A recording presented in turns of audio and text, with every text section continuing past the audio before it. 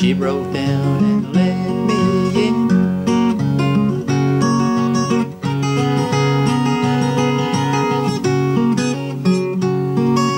Made me see where I had been.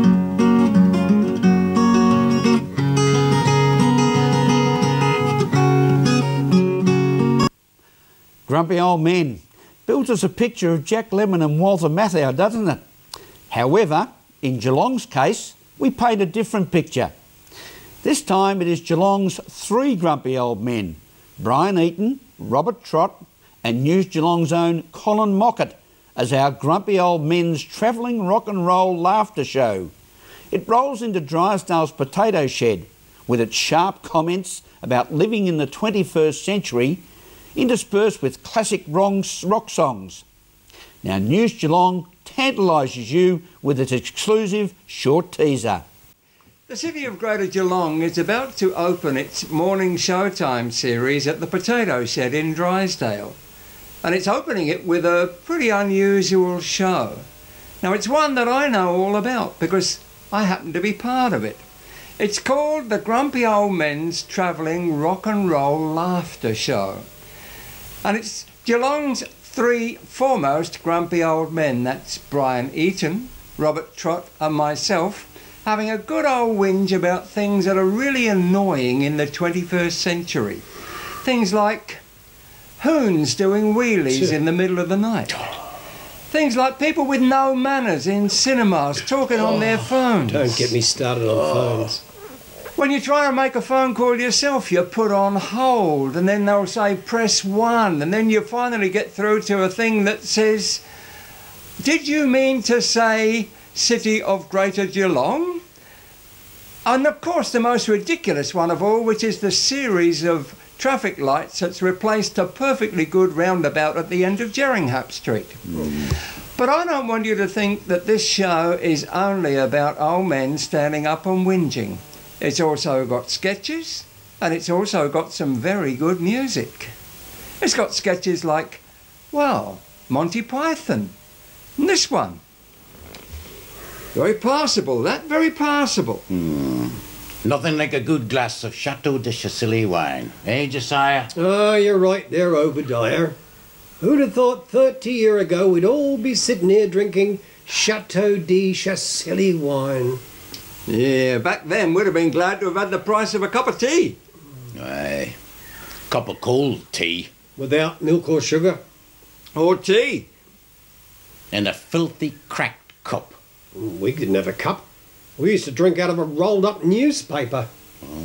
Well, the best we could manage was to suck on a piece of damp cloth.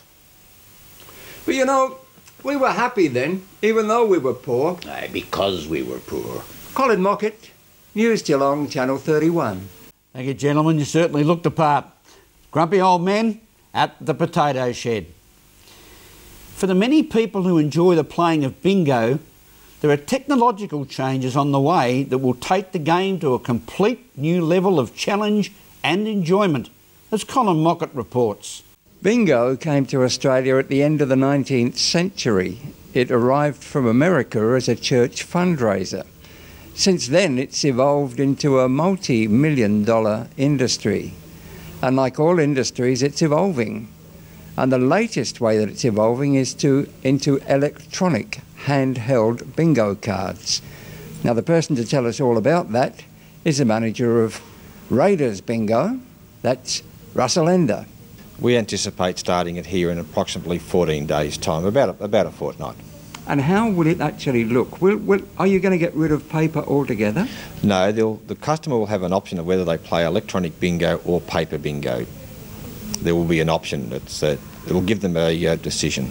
And if somebody wants to hold multiple cards, will they be able to do that with the electronic version? Yes, again, it's similar to paper except it's an electronic version. If they want to play more than one book, they can. It's very easy to do. If they want to play 6 books with paper, they can. If they wish to play 6 books electronically, they can. How can you ensure that the electronic system doesn't in any way double up what you've got on paper? Because we issue them with different serial numbers, so it's impossible to be a double up, and the Victorian Commission for Gambling Regulation has to approve the machine, so there's no possibility of any wrongdoings in relation to that. And the electronic cards will have exactly the same chance of winning as the paper ones? The percentages are identical, yes. And they're coming in 2 weeks' time? Yes, we should have them up and running in about 2 weeks' time.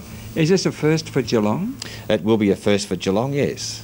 And it's already working where? It's already working in Canada, England and in Queensland and New South Wales and more recently in West Australia. And the experience there, is it, do people prefer them to the old paper ones? A lot of people enjoy them. Some people have their preference for paper, but a lot of players really enjoy playing electronically. It adds a new dimension to the game. Colin Mockett, News Geelong, Channel 31. Thank you, Colin. It will put new meaning into the calls of legs 11 and a duck and a flea. Now turning to another element of Victorian gaming that we call pokies. Changes in the laws governing the licensing requirements of poker machines are fastly approaching, as Colin Mockett again reports. Every year Geelong people lose $109 million in poker machines. That works out at $2.2 million a week, or the equivalent of a pyramid collapse every 8 months. Naturally, this is of a concern to both the state government and the local councils, and both of them have been changing the rules lately. How are the changes going to affect your venue? Look, there'll be a number of changes that take place over the coming months. The first is the stage 1 and 2 of the auction process by the state government. We don't disclose our hand at the moment as to exactly how many machines we'll attempt to obtain through the auction process. It'll depend on price on the day. The auction takes place on the 10th of May in Melbourne, along with every other hotel and club bidding for the entitlements at the same time. Does this basically mean that some small venues in Geelong will be closing down and their pokies will be taken up by larger venues? Look, that may well be the cause. At the end of the day, it'll be dependent on how much the entitlements go for. So that could be anywhere between $40,000 and $100,000 each. But from the point of view of the customer, your people coming in wishing to play the machines, are things going to change in, say, 1 year's time? Look, we anticipate that we'll have a good hand at the auction process, and Buckley's will trade as normal from August 2012, when Tats and Tabcorp finish their association with clubs and hotels, and the individual clubs and hotels own entitlements and machines. And that's the time when ATM machines are taken out as well, isn't it? Look, at this point, 1st of January 2012, the ATM machines will be removed from gaming venues altogether. That will have some effect, but we hope it'll only have minimal effect at that time. Just as an aside, Michael, how did the smoking ban affect your overall take? It's quite interesting. The smoking ban did affect a lot of venues in a very negative way, where trade was down 15 to 17%, but in fact our trade went up 10%, which was great for Buckley's and local football. Colin Mockett, News Geelong, Channel 31. You're with News Geelong on this Friday evening as we go to a break and return with the world of sport and weather after this.